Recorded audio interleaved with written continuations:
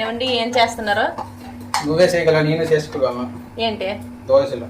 అవునా, నేనేమో నాకు హెల్త్ బాగోలేదు కదా చేస్తాను వేట అనుకుంటాను నేను.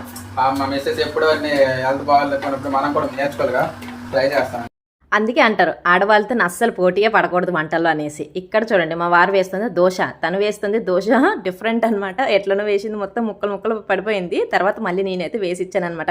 నీకు హెల్త్ బాగాలేదు కదా నేనే చేసేసుకుంటాను అని చెప్పారు. సరే చేసేసుకో అనేసి నేనైతే అలా చెప్పడంతోనే అలా మొత్తం ముక్కలు ముక్కలు అయిపోయింది అనమాట తన దోశ వచ్చేసి. తర్వాత మళ్ళీ నేనైతే వేడివేడికి వేసి ఇచ్చాను. చక్కగా తినేసారండి. వారితో అస్సలు పోటీకి అయితే రాకూడదు అంతే కదండి. మీలో ఎంతమందికి మా హస్బెండ్ దోశ నచ్చిందని చెప్ప.